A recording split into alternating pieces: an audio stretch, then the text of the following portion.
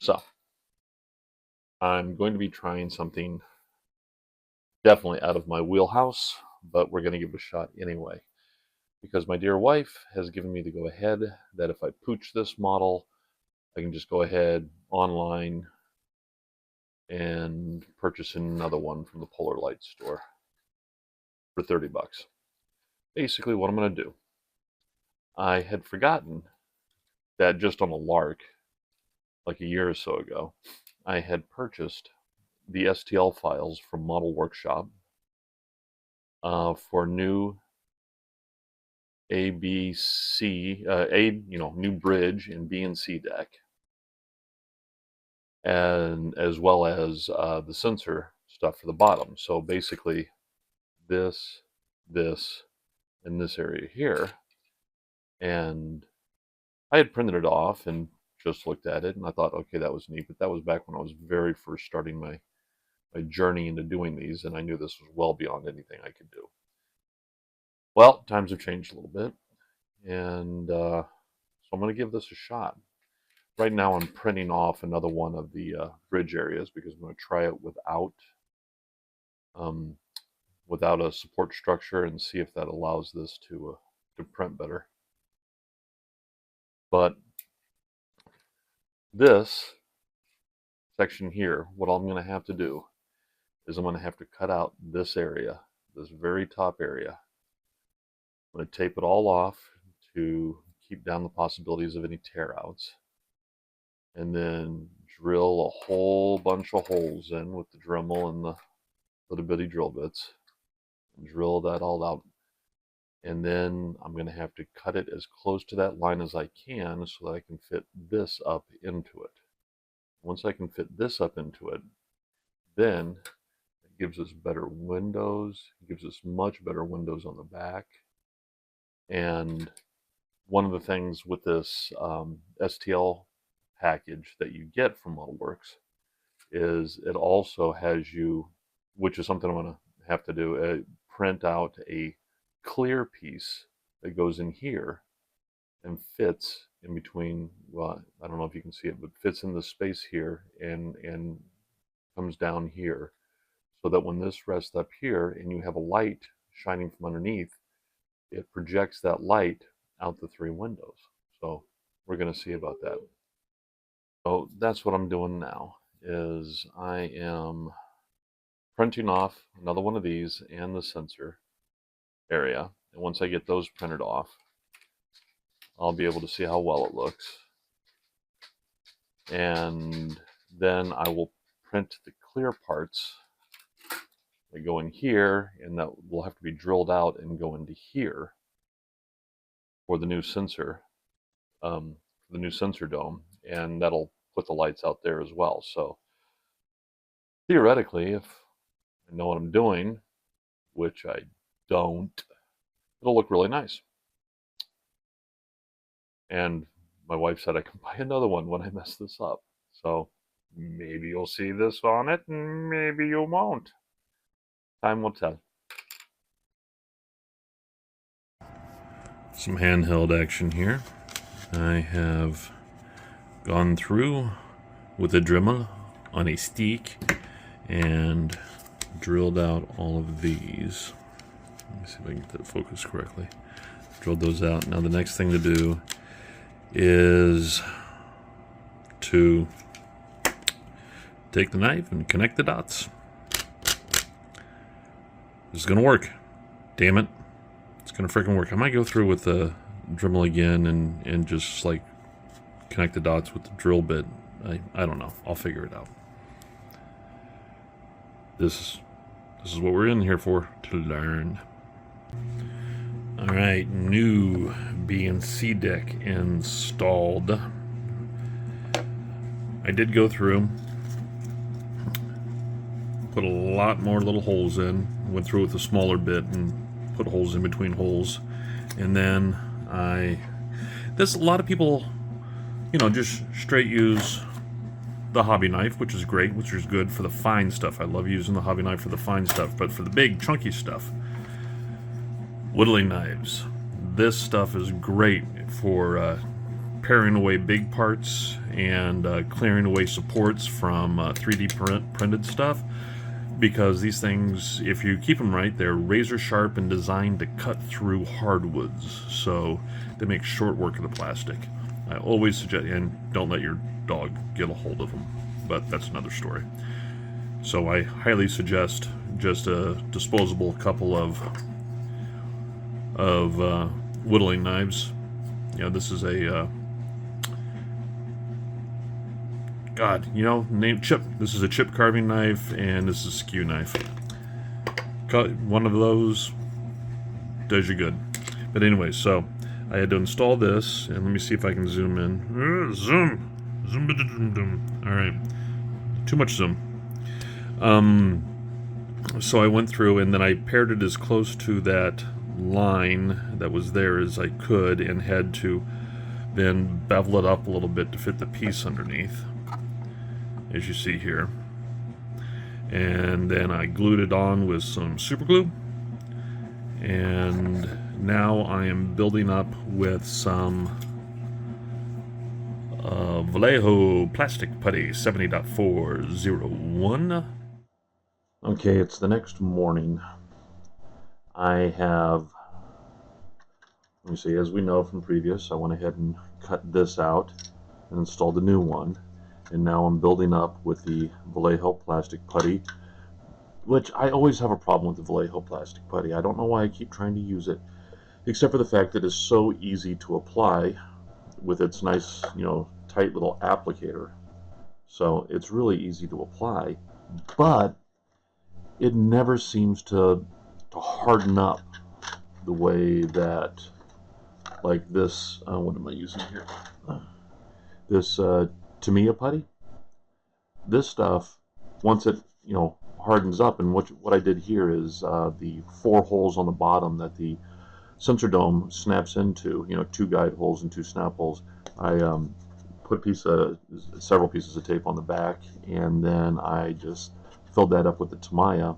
And then this morning, after it's all nice and hard, I just go through and sand it down, which is great on something that is an easy placing stuff in like this. This, because I was trying to, as you can see here, trying to build this up, because there was a drop down end, and I was trying to build this up. I used the Vallejo plastic putty, and it never seems to harden, like a full hard like this is. This I can still mar it with my fingernail the next day, and it's supposed to be already set up, and it's supposed to be sandable. But if I go in and attempt to sand it, it just flakes away, and not in a nice way like the Tamiya. It's I don't know, maybe I'm using it wrong. If anybody out there watching knows a better way to utilize it, let me know. I would appreciate any input. But anyway, so that, and of course we've got the new sensor dome, and where'd you go, little sucker? Here it is. And the new bridge. And I don't know, let me see here. Boom. So I don't know if you can see, but it's already got the nice airlock on the back, so I don't need to use the photo etch for that. And it's got some really good detail going there, so that'll go really good there. And the same with this. I won't need to use the photo etch additions because this is looking so good. Let me zoom back. Well, actually I want to stay zoomed in. I'll leave my hand right here so I know where I'm at.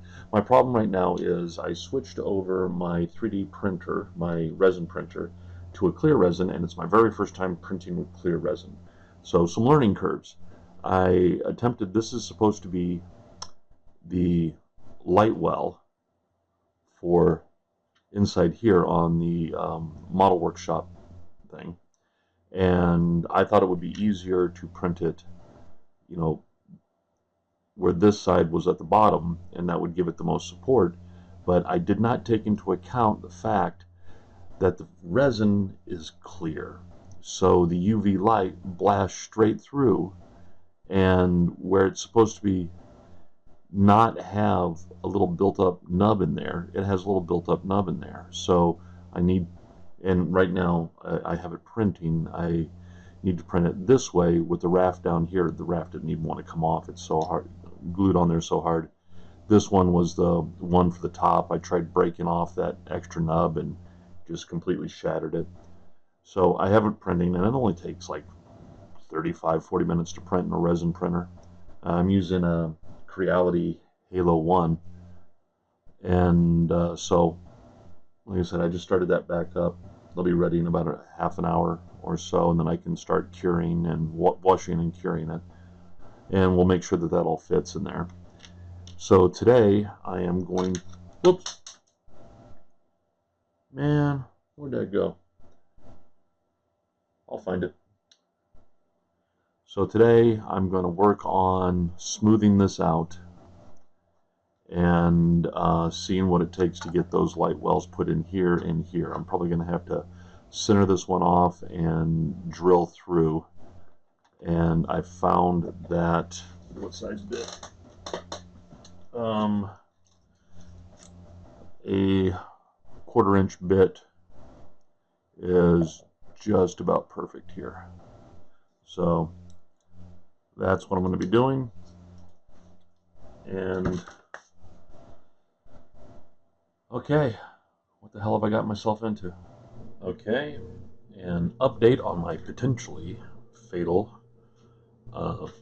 decision to do this. I got this put on. I used initially the Vallejo plastic putty. Don't use this stuff. Alright? It's like a caulk, all right? It's always rubbery. You can't sand it. This is not a good thing to do to build up this kind of stuff. It's great for a little bitty fill-ins and stuff, and the applicator is great for that. But to do this, it's not. So I eventually, I just hooked my fingernail, and the whole thing pulled right out, just like I was pulling some caulking out. Man, I wonder if I can say that word on YouTube. Anyways, and so now I'm building it up with some sprue goo. And if you look, let me see here. What I'm doing is I'm just building that up because that was recessed, and so I'm bringing that up so it looks like it used to when this was in there. And so that's what I'm doing now, is I'm building that up. Once I get that built up sufficiently where it's too much, then I'll sand it back to where I wanted it, and that'll all be good. And for in here where these go, the little clear pieces that will channel the light up for the windows up on top in the bridge area. In order to get it to fit in there, I really had to route this out. You would think that ModelWorks, if they ever see this, which I highly doubt, but ModelWorks, you would think if you were designing something to have a piece fit in there, the pieces you had would fit in there. I mean, I had to route that out to get this to fit in to a kind of a flush manner, and I had to route out the inside of where that sets into to get it sit mostly flush. And then also what I have done here, oh yeah, and I use just Dremel tool and a router bit, a ball end router to do all that.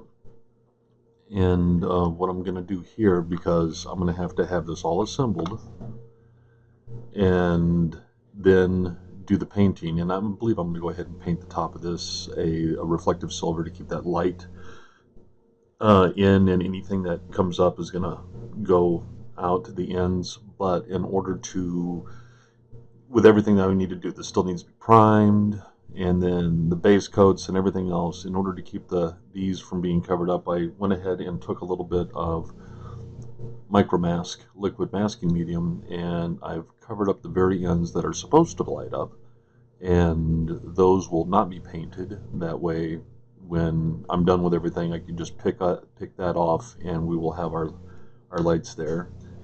And I am in the process of doing the same here.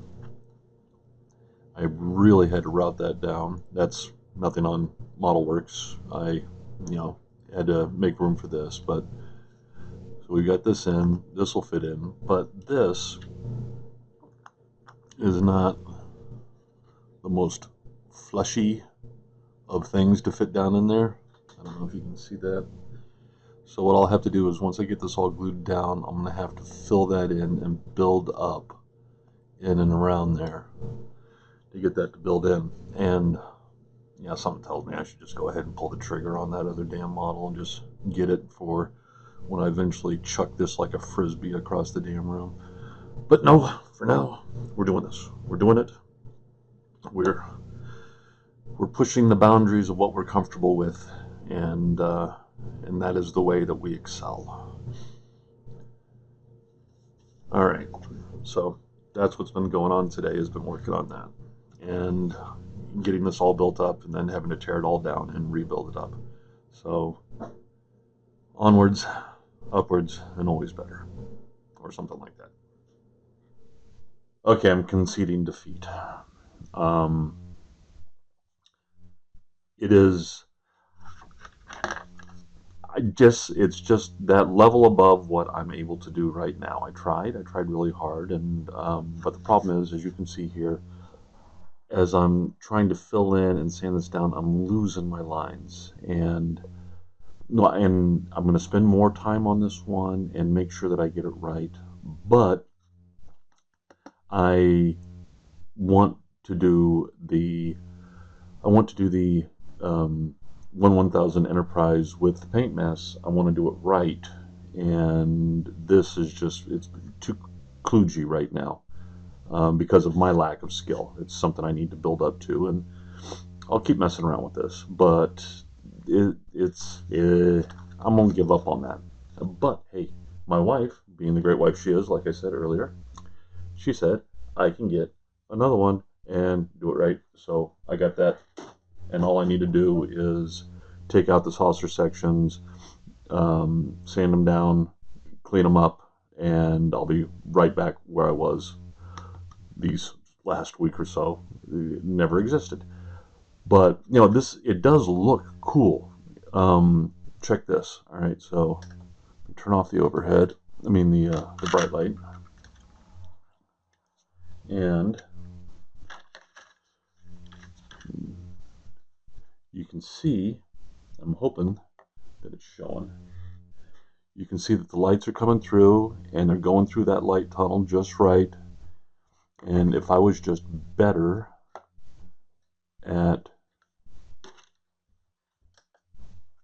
doing this stuff, that's what I need to work on for this. That's me. That's on me. That's not on the part. That's all my levels. But anyways, so time to open this up, grab out the 2 discs, and get back to where I was.